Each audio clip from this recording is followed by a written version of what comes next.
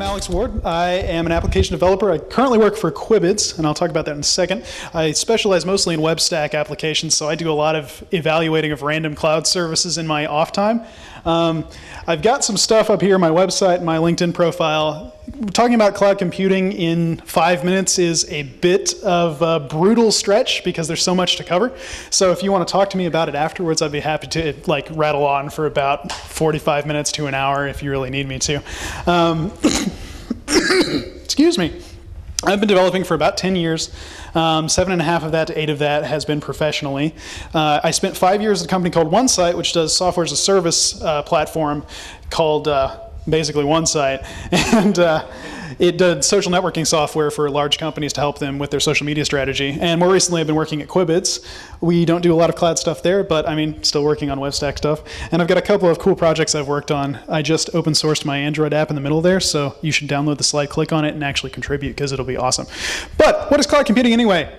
It's lots and lots of AS, which is to say, as a service. Infrastructure as a service, platform as a service, and software as a service, and network as a service. I'm going to talk about the first two and leave the other two alone, but they're all pretty much interrelated. Platforms as a service tend to run on infrastructure as a service platforms. Same thing with network.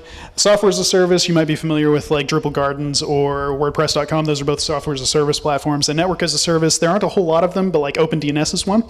So what's the difference between IaaS and PaaS? IaaS is generally a more do-it-yourself kind of solution. You can spin up a cloud virtual server, or as many of them as you need to, attach virtual hard drives to them, and install basically whatever you need to, and go.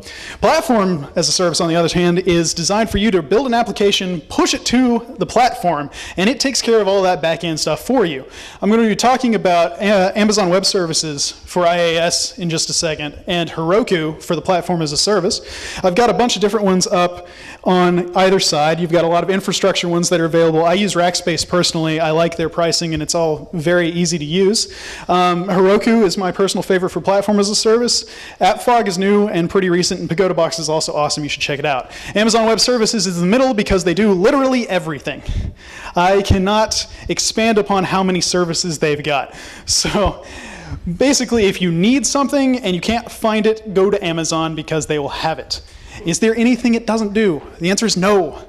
All of the stuff that they build, however, they name very obscurely. For example, EC2, Elastic Cloud Compute, is their virtualization. Normally you would call that a virtual server. No, we're going to call it Elastic Cloud Compute. They have S3, which is the simple storage solution. It's basically a static file server. You can use it as a CDN, do whatever. They've got RDS, the relational database storage, MySQL. It's basically MySQL. And there are about 23 other Amazon services. Heroku is cool because it does basically any language that you can think of. You can write an application in it and push it up to Heroku. You have a small configuration file to tell Heroku what it needs to do with that software, and then basically it spins up Amazon EC2 instances.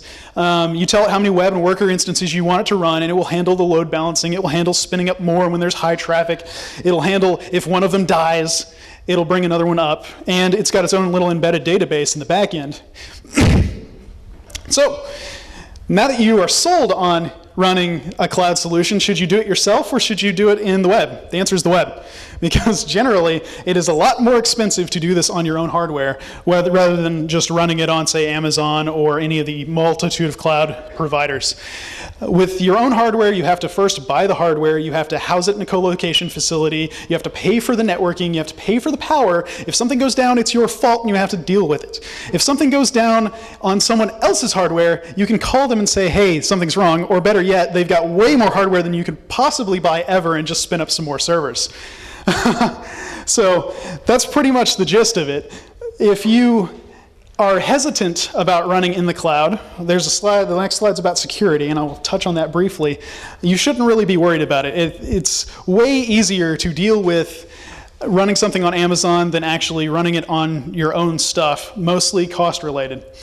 But if you're worried about security, it's pretty much the same thing as having your own server connected to the web, generally. It boils down to you're going to have to trust someone, whether that's your own network administrator or Amazon to not have an entire region go down for 3 days. That's only happened once, I promise. It'll never happen again, probably, we think. Or Heroku to manage your code. But ultimately, it comes down to trust, and pretty much it's kind of all the same. Hey, thanks.